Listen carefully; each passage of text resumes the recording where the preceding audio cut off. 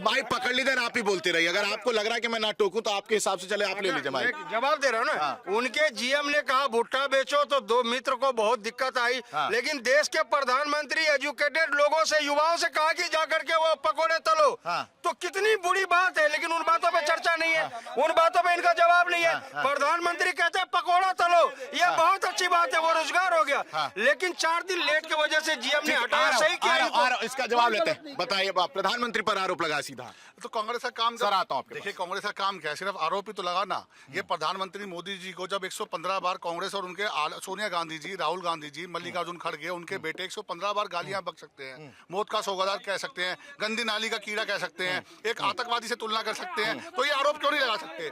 इसीलिए देश की जनता ने कांग्रेस के हाथ में कटोरा दे दिया है और भारतीय जनता पार्टी के हाथों में सरकार दे दी है। सब धर्म का सम्मान यहाँ पर होता है। रही बात 1947 में एक प्रश्न उठा था कि धर्म के हिसाब से चलो, ठीक है। 70 साल कांग्रेस राज में रही, 70 साल। हाँ, सवाल ले ले, आ रहा हूं, इन लोग को भी जाना है, मुझे लग रहा है बहुत जल्दी में। बताइए, भारतीय जनता पार्टी हमारे उत्तर प्रदेश में योगी की सरकार है, योगी जी की सरकार है। आपको सब सुरक्षित है, बहन बेटियां सुरक्षित है। कभी भी हाथरस भूल गए आप, हाथरस भूल गए गुरुजी, हाथरस भूल गए आप। ठीक है, कुलदीप सिंह सेंगर को भूल गए आप। हर जगह कुलदीप सिंह सेंगर जेल में है, कुलदीप सिंह सेंगर तो जेल में है, पूरा परिवार नष्ट कर दिया। तो सुप्रीम कोर्ट पर भरोसा है, तो आप क्या चाह रहे हो? आप क्या चाह रहे हो? योगी जी जहाँ गोली मार दे, आप क्या चाह रहे हो? ये नहीं कह रहा हूँ, तो भाई कोर्ट तो काम कर ही रहा है ना। काम तब कर रहा है जब मीडिया के दबाव। क्या चाह रहा है? ये क्या चाह रहा है? क्या चाह रहे हैं इसको बताइए ना। तो हम तो अपना काम कर ही रहे हैं, आप बताइए। हम ये कह रहे हैं जम्मू कश्मीर में लाल चौक पे कभी SIR हो रही, कांग्रेस का शासन रहा, तिरंगा कभी लाल चौक पे नहीं फहरा, और जब से बीजेपी सरकार आई लाल चौक पे जम्मू कश्मीर में देखो तिरंगा फहराया जा रहा है। आज तक कभी तिरंगा नहीं फहराया गया, कभी भी बीजेपी ने 370 हटाई, कहीं और ने हटाई। पथराव हुए कांग्रेस में, हुए जम्मू कश्मीर में, आज ना पथराव हो जाए एक भी। देखो जाके बीजेपी सरकार में कभी पथराव हुआ। मुलायम सिंह की सरकार थी। मैं अयोध्या वासी हूँ, मुझे पता है कि ट्रैक्टर और ट्रकों में कैसे लाशें ढोई गई थी। करवाया कौन? ये तो बहुत बड़ी बात कह रहे हैं आप। कौन करवाया था? यही करवाया था। अभी पहले की अयोध्या और अब की अयोध्या में कितना डिफरेंस है? अभी पहले जिस तरह से अयोध्या थी, अब किस तरह से अयोध्या? स्वर्ग है, स्वर्ग, स्वर्ग है, बहुत डिफरेंस है, स्वर्ग है। ठीक है, अत्याचार भी तो बीजेपी कर रही है। कैसे, क्या अत्याचार किया आपके साथ? शंकराचार्य जी को देखो, उनके ऊपर आप पता FIR दर्ज हो गई, FIR दर्ज हो गई। ये तो ब्राह्मणों के आप बहुत सख्त वो कर रही है। शंकराचार्य जी हमारे जो सनातन धर्म, शंकराचार्य पर यौन शोषण का आरोप लगा है। हमारे सनातन धर्म के राष्ट्रपति है, प्रधानमंत्री है हमारे सनातन धर्म के। सीधा सीधा सीधा होनी भी चाहिए उनपे। शंकराचार्य शंकराचार्य लायक थोड़ी है, शंकराचार्य का भी पद किसने दे दिया उनको? जो गए वो हत्या किसने दे दिया? हत्या की बात करते FIR हो गई। शंकराचार्य होते उन्हें हिंदुत्व से मतलब होता है, राजनीति, वो राजनीति कर रहे हैं, राजनीति नहीं कर रहे हैं ना। चलिए ठीक है, ठीक है जरा देखिए सर, जिस तरह से माहौल गरमाया, आप तो देख ही रहे, किस तरह से वो जा रहे चीजें। ठीक है, आप बताइए पश्चिम बंगाल में भाषा को लेकर किस तरह से ये पूरा चुनाव जो है, क्या वो वक्त आ गया कि आप भाषा के आधार पर चुनाव लड़ेंगे, और ये क्या नैरेटिव सेट करने की कोशिश की जा रही ममता बनर्जी की तरफ से? निश्चित रूप से, ठीक है, निश्चित रूप से ये एक नैरेटिव की जैसे ही देखा जाएगा, क्योंकि भाषा निश्चित रूप से आत्मा है, मगर विकास हमारा भविष्य है। तो जब भी राजनीतिक दलों को ये सोचना चाहिए, क्योंकि मैं किसी राजनीतिक दल के फेवर या अगेंस्ट में नहीं बोलने की कोशिश करूंगा, राजनीतिक दलों को ये सोचना चाहिए कि हमारा सम्मान हो, भाषा का सम्मान हो, मगर विकास को बाधित करके आप कुछ ना करें।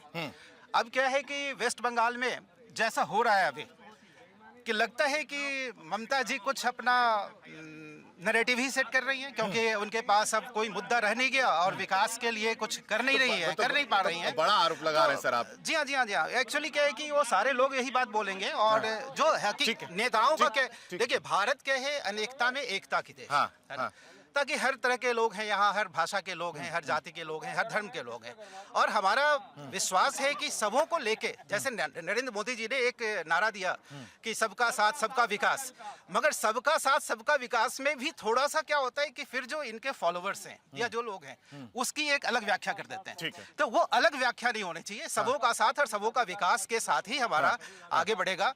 मगर अब मैं देखें अभी तक ममता बनर्जी कह रही है अस्मिता खतरे में। नहीं, अस्मिता देखिए, भाषा से अस्मिता जरूर जुड़ी है, क्योंकि एक कहावत है कि लैंग्वेज वो खतरे में है या नहीं सर? नहीं, बिल्कुल नहीं।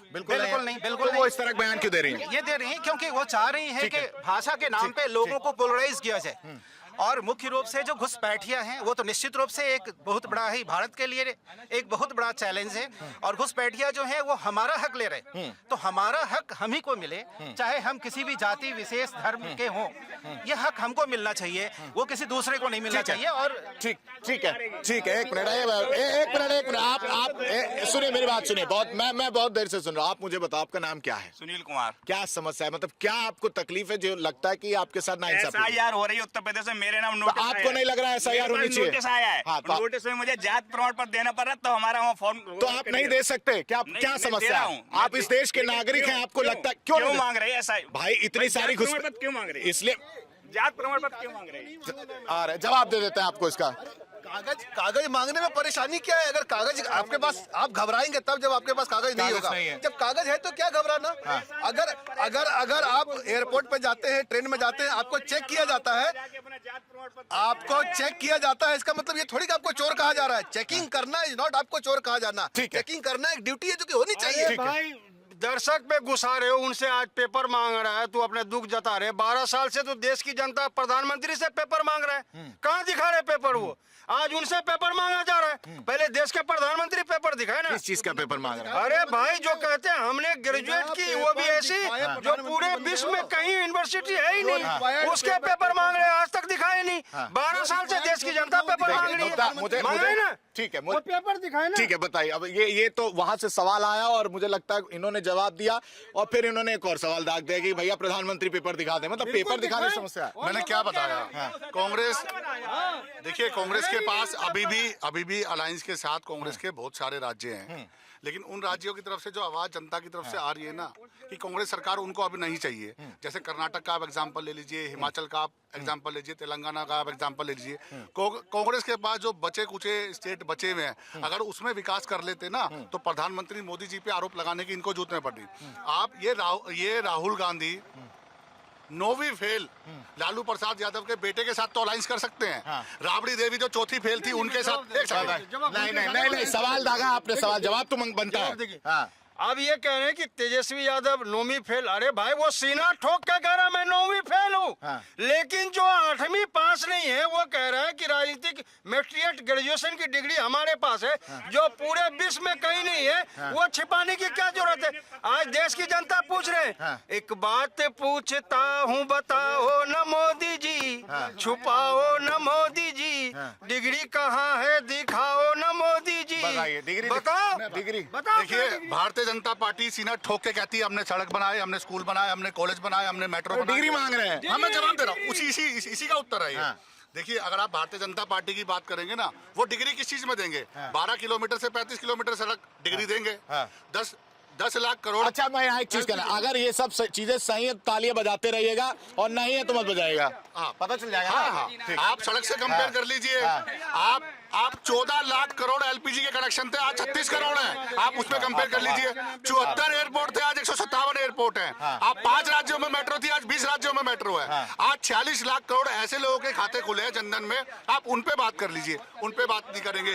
12 करोड़ पानी के कनेक्शन है, उस पे बात नहीं करेंगे। 1,65,000 गाँव में बिजली पानी गया, उस पे बात नहीं करेंगे। तो ये हमारी डिग्री है कि हमने स्कूल में, हमने कॉलेज पे, हमने अस्पताल पे। और सबसे बात सुनिए, ठीक है, ये तो इतनी सारी उपलब्धियां इन्होंने बता दी।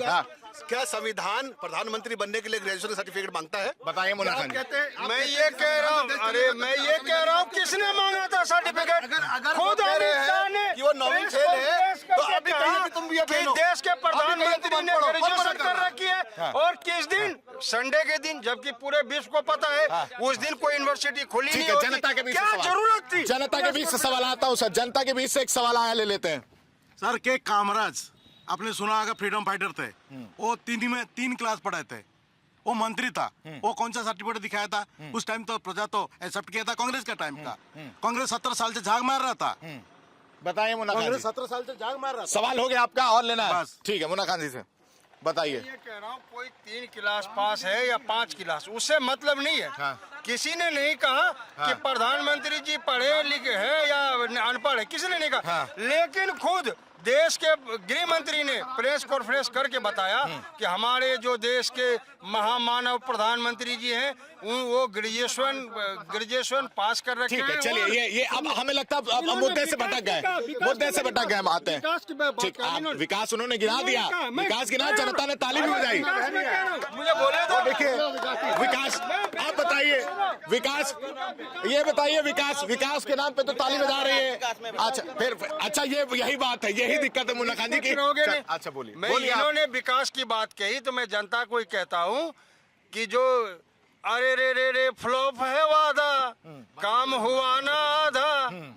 अरे सुन तो लो, अरे रे फ्लॉप है आधा, काम हुआ ना आधा, जनता बेचारी मजबूर है, कमाई कम टैक्स है ज्यादा, ऊपर से बोझ महंगाई का लाधा। अच्छा, जनता बेचारी मजबूर है। इनको पूछे कि इनको टैक्स की बात हुई, जीएसटी 28 बार बदला हुआ, ये देश के प्रधानमंत्री को समझ में नहीं आया। देश के प्रधानमंत्री को समझ में नहीं आया, जीएसटी में 28 बार बदलाव किए गए, तो व्यापारी को क्या समझ में आएगा? ये देखिए इस तरीके के भाषा इनके, ये गलत वाली भाषा।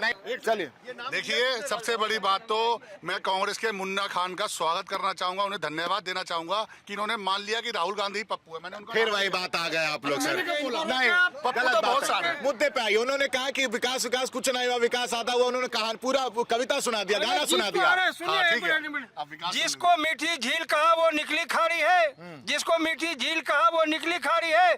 ये जवाब देगी जनता जो अभी इन्होंने कहा कि अच्छे दिन की उम्मीद तो अभी कुंवारी है।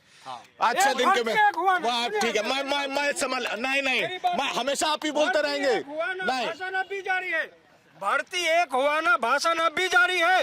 गद्दी पे बैठे हो तुम, बोलो किसकी जिम्मेदारी है? कथनी और करनी में कोसों दूर है, कोसों दूर कथनी और करनी में इनकी बारी है। ये बताएं कि जो जाबी 9 करोड़ युवा बेरोजगार है वो किसकी जिम्मेदारी है? सर अगली बार हमारे चैनल में कवि सम्मेलन होता मैं बुला लूंगा, तो मुझे लगता है आपको अवार्ड दिलवा देंगे।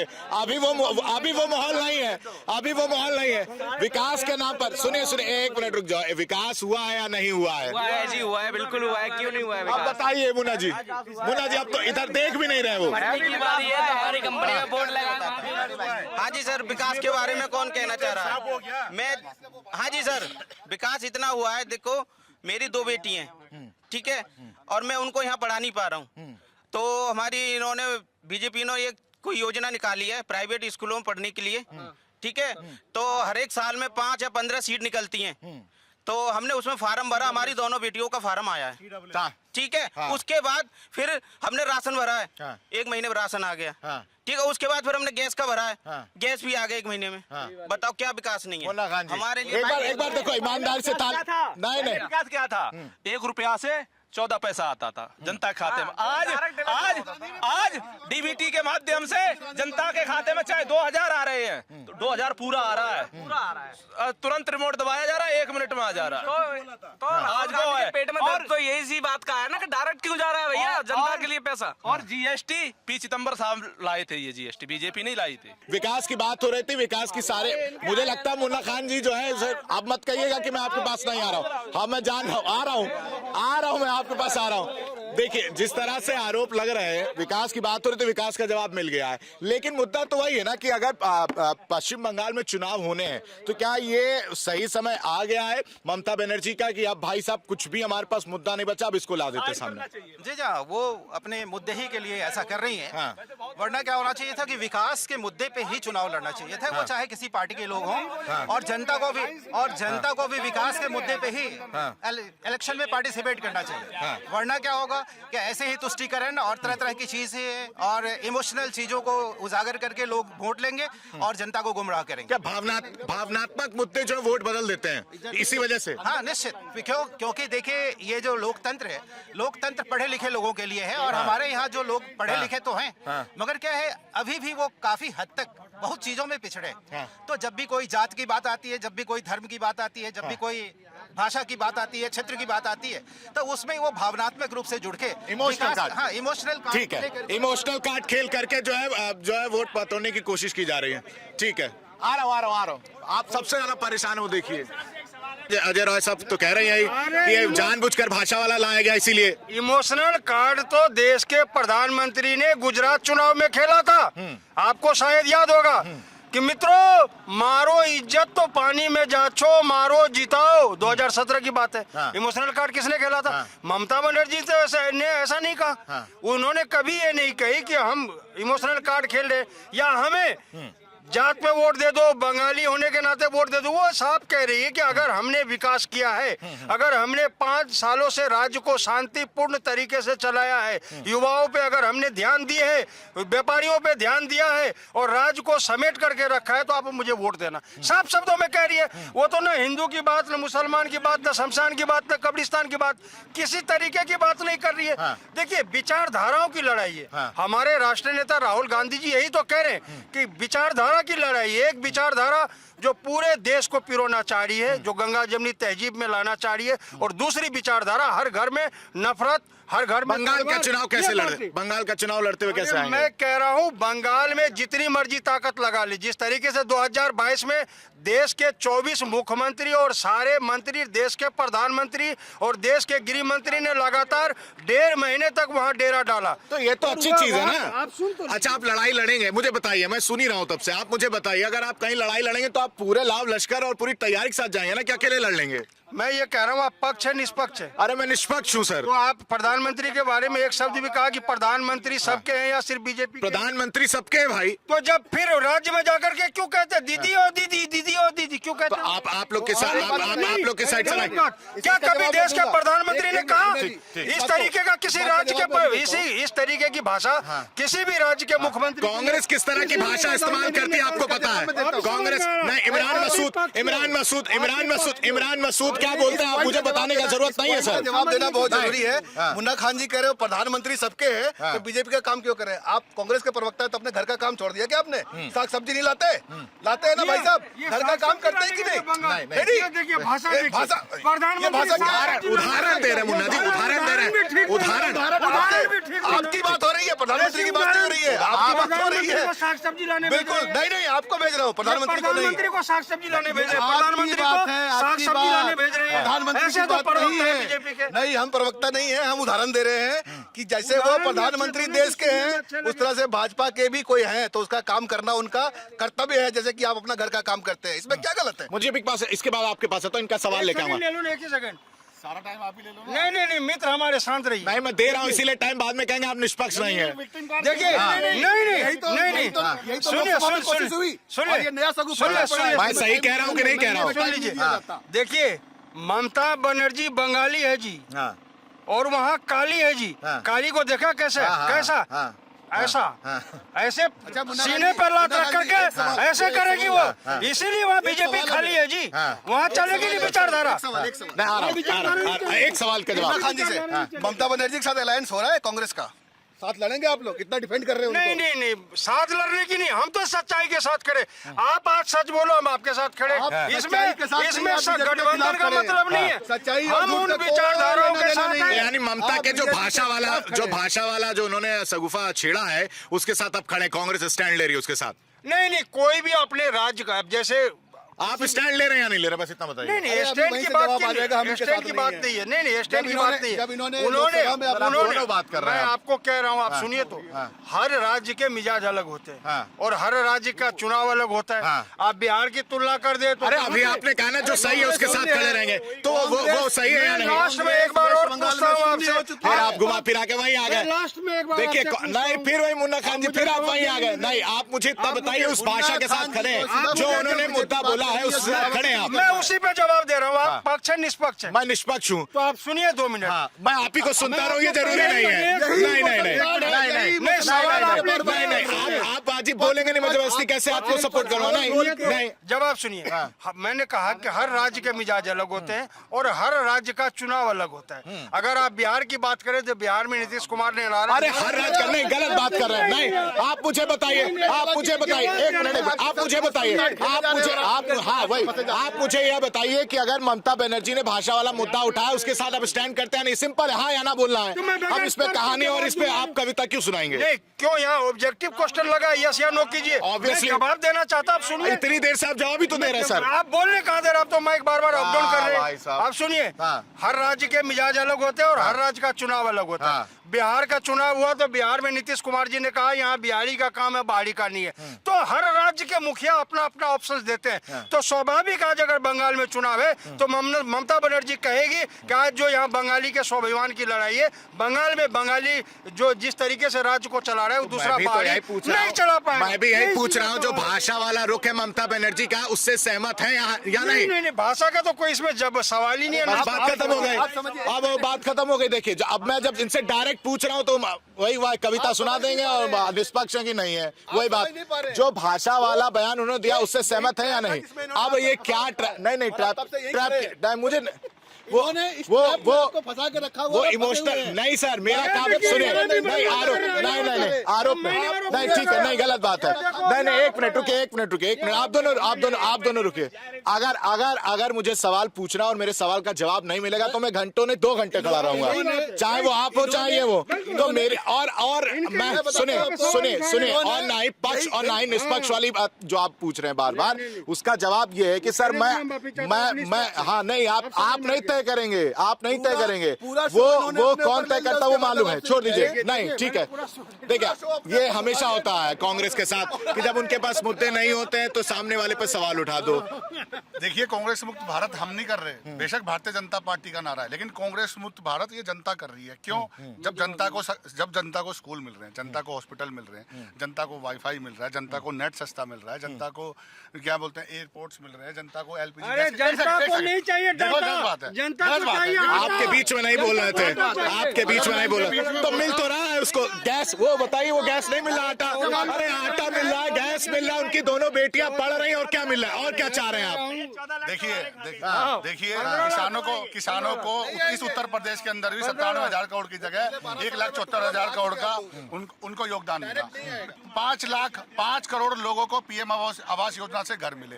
जब जनता को डायरेक्ट बेनिफिट मिल रहा है, किसानों को 2,000 किसान निधि मिल रहा है, और जब किसानों को अच्छी खाद, अच्छा यूरिया, अच्छे सेंटर मिल रहे हैं, तो काहे भाजपा नहीं जीतेगी? देखिए इंडिया डेली 24/7 अब आपकी स्मार्ट टीवी पर। इंडिया डेली मौजूद है सभी डिजिटल प्लेटफॉर्म पर लाइव और लगातार। इंडिया डेली 24/7 हर दिन राष्ट्र को समर्पित।